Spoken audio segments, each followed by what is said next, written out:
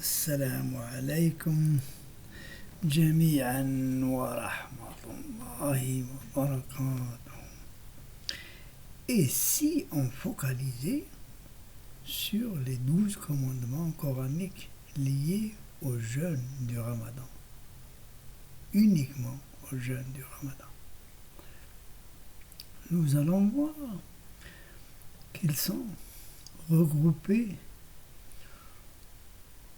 en un seul contexte, ou deux si vous voulez. Eh bien, le premier commandement,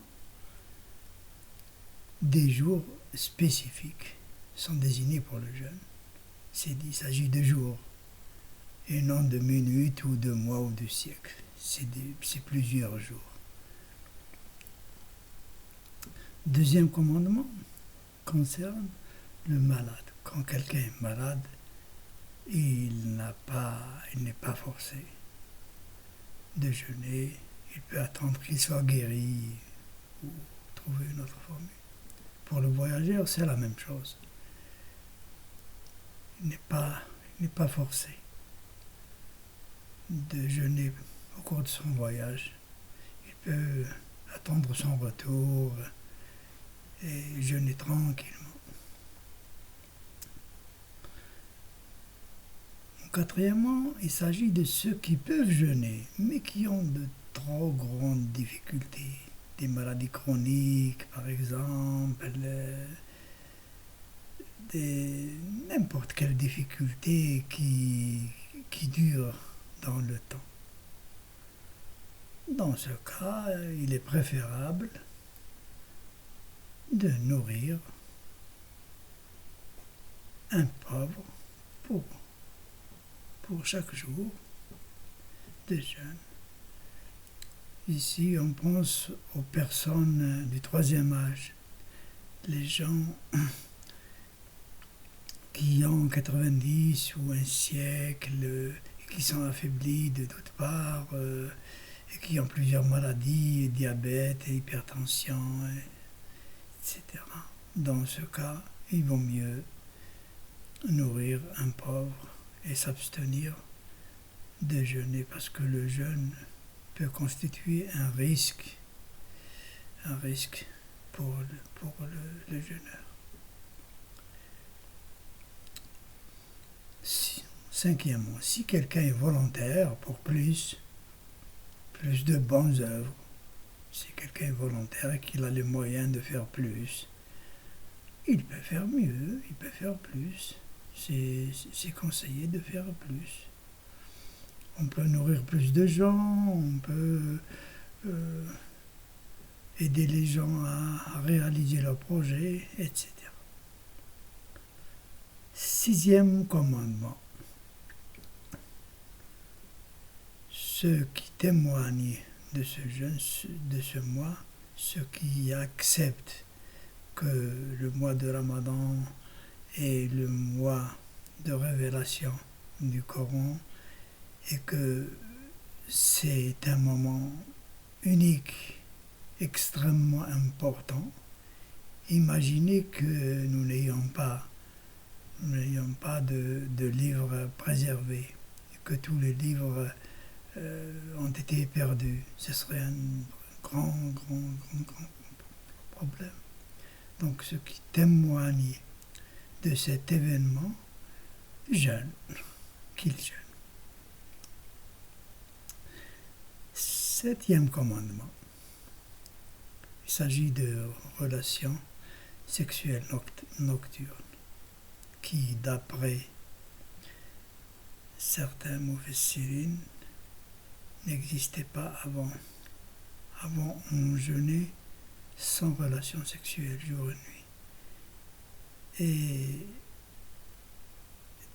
Dieu a permis des relations sexuelles nocturnes pour des raisons que je ne commenterai pas. Huitièmement, c'est le début de la journée de Ramadan. Le début de la journée, c'est lorsque c'est l'aube. C'est juste avant l'aube qu'on s'arrête de boire et de manger. Neuvièmement, on jeûne jusqu'à la nuit. Jusqu'à la nuit, beaucoup de scientifiques proposent l'explication suivante. La nuit, pour ces chercheurs, ce n'est pas le coucher du soleil, mais l'apparition des planètes. Parce que avant qu'il y ait des montres et des horloges, et avant qu'il y ait l'heure, eh bien, les références sont naturelles.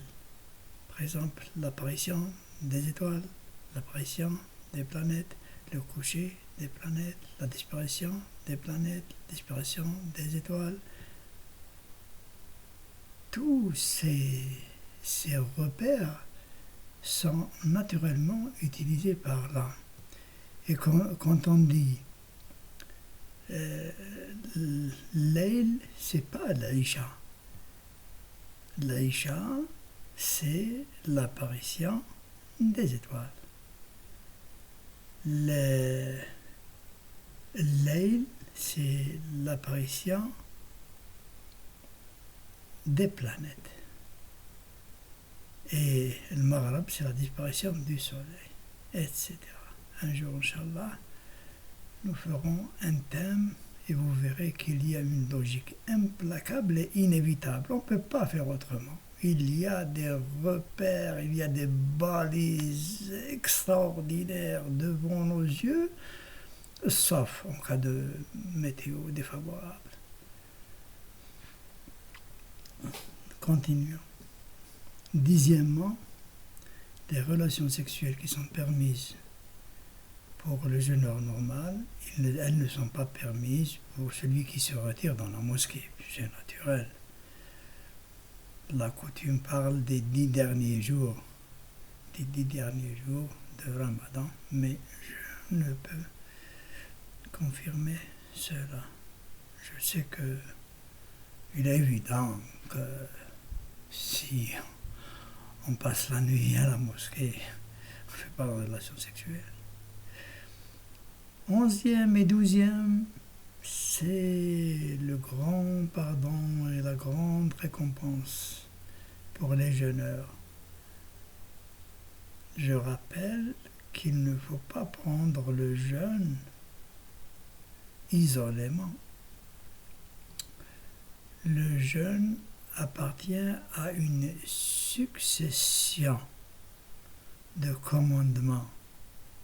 Et si cette succession est rompue, supposons une personne malhonnête, supposons un manipulateur, supposons quelqu'un qui fait du mal, mais qui fait le jeûne, il ne faut pas espérer que le jeûne soit récompensé par le pardon et une grande récompense, sauf si Dieu en décide autrement.